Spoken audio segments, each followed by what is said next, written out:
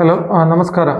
ഞാനിപ്പോൾ ഈ തവണ വന്നിട്ടുള്ള വിഷയം പറയാനായിട്ട് ആഗ്രഹിക്കുന്ന വിഷയം US ഇറാൻ വാറിനും അതിൻ്റെ ഇമ്പോർട്ടൻസ് ഓഫ് നാരേറ്റീവ്സ് ഇൻ വാർ എന്നതിനെ കുറിച്ചുമാണ്. US ഇറാൻ വാറിനെ കുറിച്ച് നമുക്കറിയാം, ഇവിടെ നടന്നുകൊണ്ടിരിക്കുകയാണ്. എന്നേക്കാൾ നന്നായി അവിടെ താമസിക്കുന്ന പലരിൽ നിന്നും ഫസ്റ്റ് ഹാൻഡ് ഇൻഫർമേഷൻ കിട്ടുന്നുണ്ടാവും. അതുകൊണ്ട് തന്നെ എന്താണ് കൃത്യമായി സംഭവിക്കുന്നത് മിക്ക മീഡിയാസിൽ വരുന്നതിനേക്കാൾ നല്ല വ്യക്തമായിട്ടുള്ള ധാരണകൾ നിങ്ങൾക്കുണ്ടാവുമെന്ന് എനിക്ക് ഉറപ്പാണ്. അതിനെക്കുറിച്ചല്ല ഞാൻ പറയുന്നത്. ഹൗ ഒരു യുദ്ധത്തിൻ്റെതായ പട്ടാളക്കാരുടെ വിജയത്തിൻ്റെ ഒപ്പം നരേറ്റീവ് ഓഫ് ദ വാർ വിജയിക്കേണ്ടതിൻ്റെ ആവശ്യകതയെക്കുറിച്ചാണ്.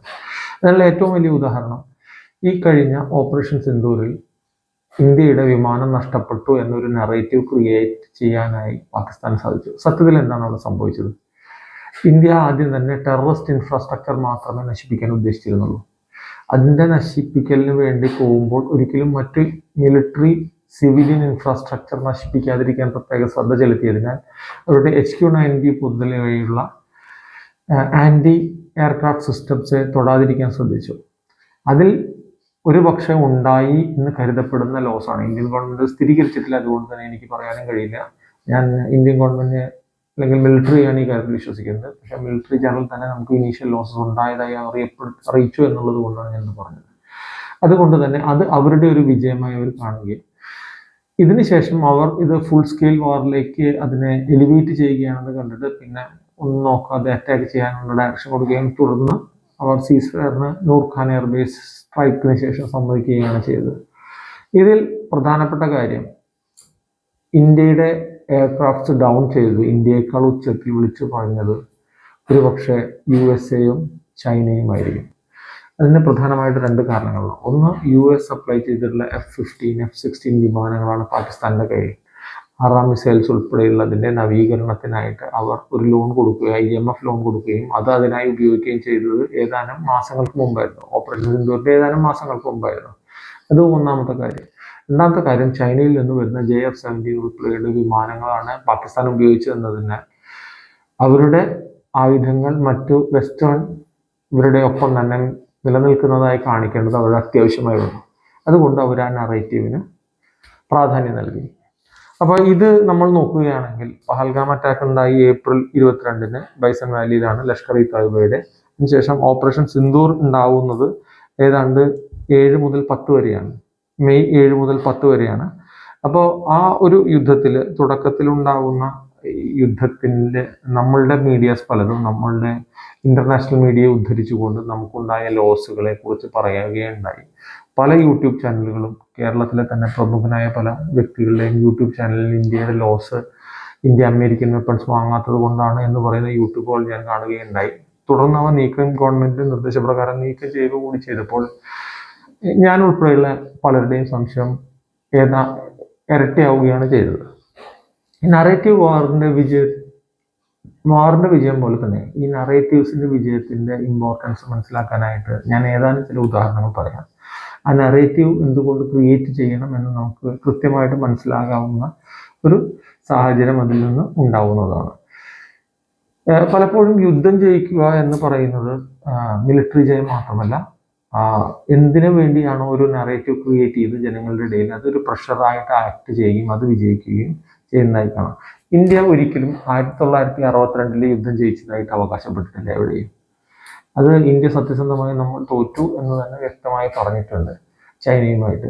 പക്ഷെ നമ്മൾ മനസ്സിലാക്കേണ്ടത്, ഒരു ഇന്ത്യ ലാഹോറിൽ തന്നെ എത്തിയ 1965 യുദ്ധം പാകിസ്ഥാനെ ലാഹോർ വരെ കീഴ്പ്പെടുത്തിയ ഇത് എത്തുകയും UN-ൽ താഷ്കണ്ടിൽ വെച്ചൊരു സീസ് ഫയർ അഗ്രിമെന്റ് വഴി തിരിച്ചു കൊടുക്കുകയും ചെയ്ത ആ യുദ്ധം അവരുടെ വിജയ ദിവസമാണ്. പാകിസ്ഥാനിലെ വിജയ ദിവസമായിട്ടാണ് അവർ ആഘോഷിക്കുന്നത് എന്ന് പറയുമ്പോൾ തന്നെ ആ നറേറ്റീവിൻ്റെ ഇമ്പോർട്ടൻസ് നമുക്ക് മനസ്സിലാവും. 1971 വാർ പാകിസ്ഥാൻ തോറ്റെങ്കിലും അവർ അതിനെ മറികടക്കുന്നത് ഏതാനും പട്ടാളക്കാരുടെ വീര കഥകൾ പറഞ്ഞുകൊണ്ടാണ്.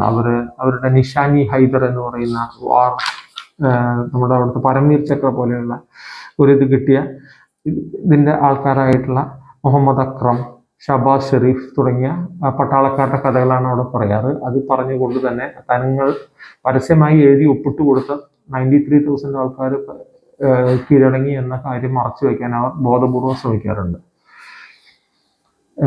ഇത് ഇവിടെ മാത്രമല്ല പല കാര്യങ്ങളിലും നമ്മൾ മനസ്സിലാക്കേണ്ടത്, ഓപ്പറേഷൻ സിന്ദൂറിന്റെ സമയത്ത് ഡൊണാൾഡ് ട്രംപ് വളരെ ഉച്ചസ്ഥരം പറയുകയുണ്ടായി, ഇന്ത്യയുടെ aircrafts were lost during the war and he maintained peace എന്നുള്ളത് പറയുകയുണ്ടായി.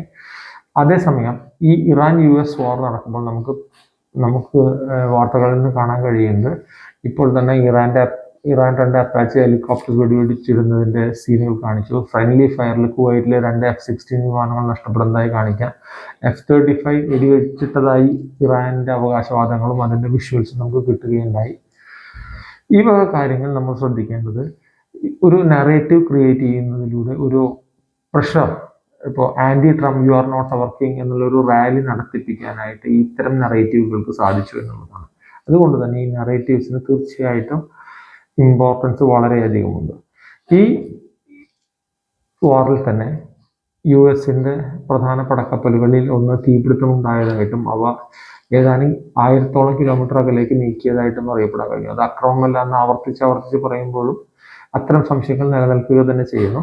അതേസമയം അവരുടെ ഒരു F-16 വീണ്ടും വെടിവെച്ചിടുകയും അതിലത്തെ ഒരു കേണലിനെ കാണാതായത് ഇറാനിൽ എവിടെയോ നഷ്ടപ്പെട്ടു പോയതായി അറിയിക്കുകയും അയാളെ തിരിച്ചു പിടിക്കാനായിട്ട് ഊർജിത ശ്രമങ്ങൾ നടന്നുകൊണ്ടിരിക്കുകയാണ് എന്നുള്ളതാണ് നമ്മൾ ഈ വീഡിയോ ഷൂട്ട് ചെയ്യുമ്പോൾ മനസ്സിലാക്കുന്നത്. അയാളെ കിട്ടി എന്നൊരു വർത്തമാനം പറയുന്ന ഒരു ട്രൂത്ത് സോഷ്യൽ വന്നു. പക്ഷെ അത് ഇപ്പോഴത്തെ സ്ഥിതി എന്താണെന്ന് വെച്ചാൽ, അമേരിക്കൻ പ്രസിഡന്റ് പറയുന്നത് ഒന്നും തന്നെ വിശ്വസിക്കാൻ വയ്യാത്ത സ്ഥിതിയാണ്. അദ്ദേഹം എന്താണ് പറയാന്ന് അദ്ദേഹത്തിന് തന്നെ നിശ്ചയമില്ല. അദ്ദേഹം പറയുന്നത് അടുത്ത നിമിഷം അദ്ദേഹം തന്നെ മാറ്റി പറയുന്നത് കൊണ്ട് നമുക്കൊന്നും തന്നെ എന്താണ് കഥ ഏതാണ് കഥ എന്ന് പറയാൻ പറ്റും. മറ്റു നറേറ്റീവ് വിജയങ്ങളെ കുറിച്ച്, തോൽക്കുകയും ആ രാജ്യം ആ നറേറ്റീവിന്റെ വിജയത്തിലൂടെ തങ്ങൾ വിജയിച്ചതായിട്ട്, അല്ലെങ്കിൽ ഒരു ഡ്രോ വന്ന സന്ദർഭങ്ങളിൽ തങ്ങൾ വിജയിച്ചതായി പ്രഖ്യാപിക്കാൻ കഴിഞ്ഞിട്ടുള്ള ഏതാനും ചില സിറ്റുവേഷൻസ് കൂടിയാണ് ഞാനിവിടെ പറയാൻ ആഗ്രഹിക്കുന്നത്. ഒന്ന് 1940കളിലെ ഫിൻലാൻഡ് സോവിയറ്റ് യൂണിയൻ വാറാണ്. വളരെയധികം ശക്തിശാലിയായിരുന്ന സോവിയറ്റ് യൂണിയനെ തോൽപ്പിക്കാൻ കഴിയും എന്ന ഉറച്ച വിശ്വാസമൊന്നും ഫിൻലാൻഡിന് ഉണ്ടായിരുന്നില്ല. പക്ഷെ അവരൊരു ശക്തമായ റെസിസ്റ്റൻസ് കൊടുത്തു. 2 ആഴ്ച കൊണ്ട് കീഴ്പ്പെടുമെന്ന് കരുതിയിരുന്ന സോവിയറ്റ് യൂണിയൻ 3 മാസത്തോളം എടുത്തുകൊണ്ട് മാത്രമാണ് മുഴുവൻ ഫയർ പവർ ഉപയോഗിച്ചിട്ടാണ് ഫിൻലാൻഡിനെ കീഴ്പ്പെടുത്താൻ കഴിഞ്ഞത്. അതിന്റെ ഭാഗമായിട്ടുണ്ടായിരുന്ന ട്രീറ്റിയിലൂടെ ഫിൻലൻഡിന് രാജ്യത്തിന്റെ ഒരു ഭാഗം നഷ്ടമായെങ്കിലും തങ്ങൾ വിജയിച്ചതായി, തങ്ങളെക്കാൾ വളരെ വലിയ ഒരു ശക്തിയെ തോൽപ്പിക്കാനും പിടിച്ചു നിർത്താനും കഴിഞ്ഞതായിട്ടുള്ള ഒരു നറേറ്റീവ് സൃഷ്ടിക്കാൻ അവർക്കായി. തന്മൂലം തന്നെ ഒരു ഡെമോക്രസിയുടെ വിജയം എന്നുള്ള നിലയിലാണ്, ഈ കമ്മ്യൂണിസത്തിനെതിരെയുള്ള വിജയം എന്ന രീതിയിലായിരുന്നു അക്കാലത്തെ മാധ്യമങ്ങൾ അതിനെ ആഘോഷിച്ചിരുന്നത്. പിന്നെയുള്ള നറേറ്റീവ് വാർ വിയറ്റ്നാമീസ് വാറാണ്. സൗത്ത് വിയറ്റ്നാം അമേരിക്കയുടെ സപ്പോർട്ടോടു കൂടി ഓൾമോസ്റ്റ് ഓൾ മിലിറ്ററി വാർസും ജയിച്ചിരുന്നു എന്നുള്ളത് സത്യമാണ്. നോർത്ത് വിയറ്റ്നാം ആയുധപരമായിട്ടും അല്ലെങ്കിൽ സൈനികപരമായിട്ടും ഒരുമാതിരി എല്ലാ യുദ്ധങ്ങളും തോൽക്കുകയായിരുന്നു. എന്നിരുന്നാൽ കൂടിയും അവരുടെ ചെറുത്തുനിൽപ്പ് കാരണവും ഗറില്ല വാർഫെയർ കാരണവും ഒരുപാട് പട്ടാളക്കാർ മരിക്കാനിടയായി. തന്മൂലം ഒരു ആന്റി വാർ ക്യാമ്പയിൻ നടന്നു. നമുക്കറിയാം, നമ്മുടെ മുഹമ്മദ് അലി ഒക്കെ വിയറ്റ്നാമീസ് വാറിന് പോവാൻ വിസമ്മതിക്കുകയും അതിന്റെ പേരിൽ അദ്ദേഹത്തിന്റെ ലോക ചാമ്പ്യൻഷിപ്പ് വരെ നഷ്ടമാവുകയും അദ്ദേഹം നഷ്ടപ്പെടുകയും ചെയ്തതും തന്മൂലം ഉണ്ടായിട്ടുള്ള ഒരു ആന്റി വാർ നറേറ്റീവ്, വേറെ രാജ്യങ്ങളുടെ കാര്യങ്ങളിൽ ഇടപെട്ടിട്ട് സ്വന്തം പട്ടാളക്കാരെയും ജനങ്ങളെയും കുരുതി കൊടുക്കുന്ന അമേരിക്കൻ നടപടികൾക്ക് ശക്തമായൊരു നറേറ്റീവ് ക്രിയേറ്റ് ചെയ്യുകയും അതിന്റെ ഫലമായിട്ട് ഇവർക്ക് അമേരിക്കൻ പട്ടാളം തിരികെ പോവേണ്ടി വരികയുണ്ടായി. അങ്ങനെ വിയറ്റ്നാമിൽ നിന്ന് തിരികെ പോയതിലൂടെ അമേരിക്കൻ പട്ടാളം തിരിച്ചുപോയി 2 വർഷങ്ങൾക്ക് 1973 പട്ടാളം തിരിച്ചു പോവുകയും 1975 സത്യത്തിൽ എന്താ പറയാ, ഈ വിയറ്റ്നാം തിരികെ ഇവിടെ പിടിക്കുന്നതായിട്ട് നമുക്ക് കാണാനായിട്ട് കഴിയുന്നത്. അതുപോലെ തന്നെ അൾജീരിയ ഫ്രഞ്ച് വാർ അൾജീരിയ തോൽക്കുകയുണ്ടായി. കനത്ത മിലിറ്ററി ലോസ് ആണ് സംഭവിച്ചത്. എന്നിരുന്നാലും ഒരു ആന്റി കൊളോണിയൽ എസ്റ്റാബ്ലിഷ്മെന്റിനെതിരെയുള്ള ഫൈറ്റായി കാണുകയും അവസാനം ഫ്രഞ്ചിന് ജയിച്ച ശേഷം വിഡ്രോ ചെയ്യേണ്ടി വരികയും തന്മൂലം അൾജീരിയ ഇൻഡിപെൻഡന്റ് ആവുകയും ചെയ്തതായിട്ട് നമുക്ക് കാണാൻ കഴിയും.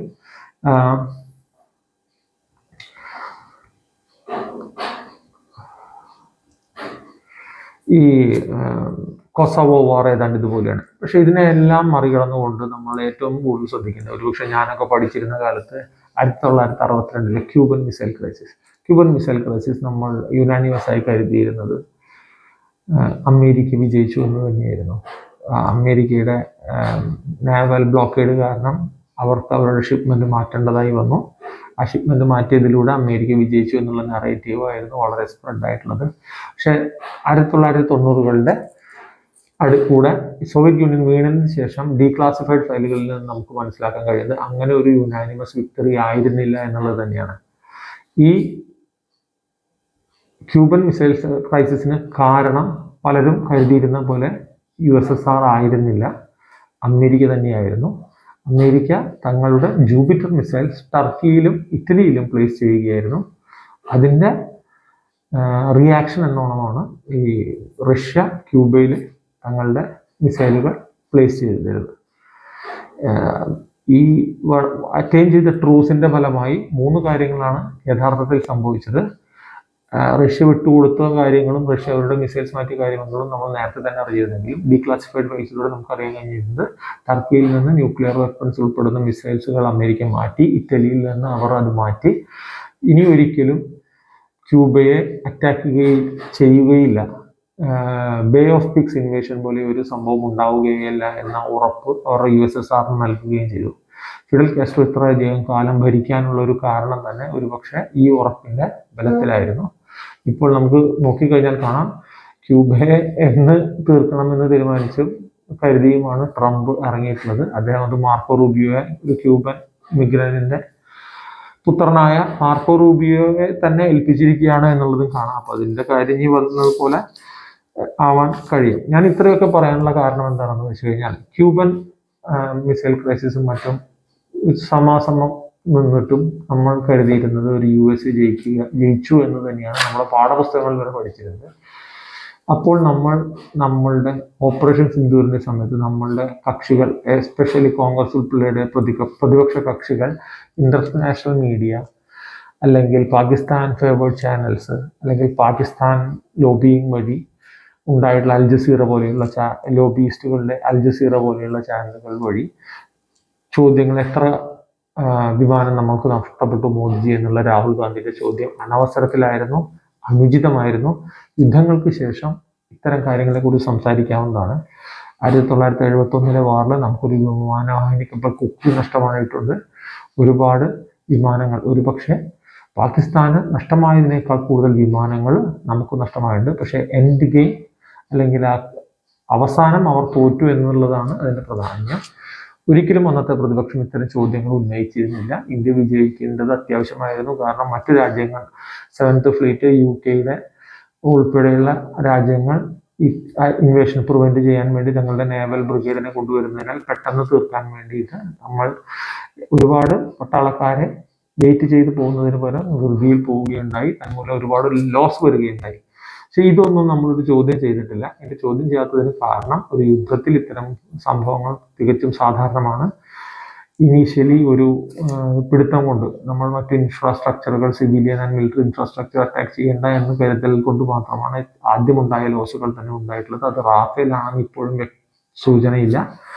ഹൗവർ അത് മറ്റ് മിലിറ്ററി ലോബിയിസ്റ്റുകൾ, ചൈനയിലെയും USA ലോബിയിസ്റ്റുകൾക്ക് അത് റാഫേലാവേണ്ടത് അത്യാവശ്യമായിരുന്നു. എങ്കിൽ മാത്രമേ തങ്ങളുടെ ആയുധങ്ങളുടെയും ഫ്ലൈറ്റുകളുടെയും മേധാവിത്വം നിലനിർത്തിയതായി കാണിക്കാൻ കഴിയുകയുള്ളൂ. പിന്നെ വന്നിട്ടുള്ള പല കാര്യങ്ങളും ഇതുവക തെറ്റാണെന്ന് കാണിച്ചതായിട്ട് നമുക്ക് കാണാം. നമ്മുടെ പ്രതിപക്ഷം ചില കാര്യങ്ങളിൽ രാഷ്ട്രത്തിനൊപ്പം നിൽക്കുകയും എങ്കിൽ മാത്രമേ പ്രതിപക്ഷം എന്ന ധർമ്മം പുലർത്താൻ കഴിയുകയും ചെയ്യുള്ളൂ എന്ന് ഇതിലൂടെ മനസ്സിലാക്കുക. Thank you.